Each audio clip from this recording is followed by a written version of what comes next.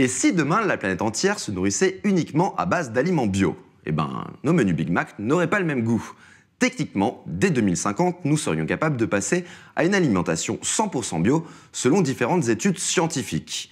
Évidemment, cela ne serait pas sans conséquences sur nos habitudes alimentaires. Mais on en est loin.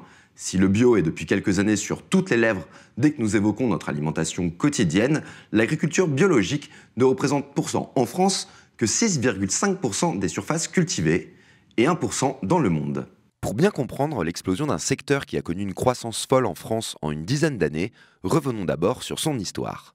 Le terme agriculture biologique est apparu dans les années 20, quand certains penseurs se sont mis à remettre en cause l'introduction de la science dans un processus de production traditionnel et ancestral et son impact sur la santé et l'environnement. Le bio, c'est tout simplement un système de culture qui a pour objectif la recherche d'une terre fertile associée à la santé de l'homme et de l'animal, et cela de façon durable.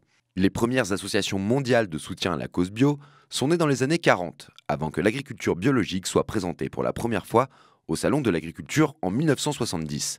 Quelques années après, les premières marques labellisées bio étaient vendues en France. Mais le phénomène s'est surtout démocratisé à l'aube du XXIe siècle et ne cesse depuis de prendre une importance considérable dans nos assiettes, mais aussi dans nos verres.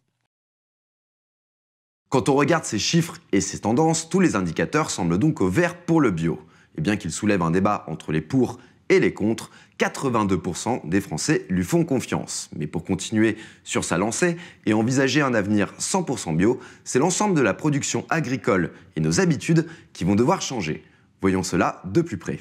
À l'horizon 2050, la planète comptera près de 10 milliards de bouches à nourrir et la production agricole devra déjà augmenter de 50%.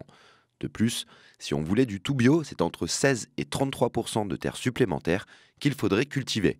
Cette agriculture ayant des rendements plus faibles que la traditionnelle. Et qui dit terre à cultiver, dit forêt à détruire. C'est pas vraiment l'idée qu'on se fait d'une consommation qui respecte l'environnement. Pour éviter d'en arriver là, c'est d'abord notre consommation de viande qu'il va devoir baisser drastiquement. Aujourd'hui, un tiers des terres de la planète servent à produire l'alimentation des animaux d'élevage. Donc en gros, si on mange moins de protéines animales, de la viande au lait, eh bien on gagne des terres pour consommer plus, tout en réduisant les émissions de gaz à effet de serre. Mais ce n'est pas tout.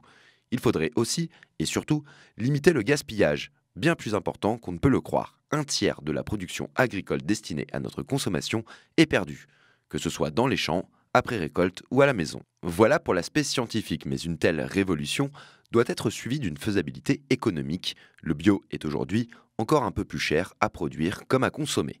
Et c'est toute la chaîne industrielle du producteur au consommateur qui serait remise en question pour permettre aux agriculteurs de vivre de leur travail avec des objectifs de qualité. Alors, si le tout bio est possible d'ici 30 ans, il n'en demeure pas moins peu probable. Et les enjeux sont ailleurs. Si cette méthode de production favorise la consommation locale et la vente directe, il lui faudra bien des ressources pour répondre à l'urbanisation massive de ces prochaines années. Et ça, ce n'est pas gagné.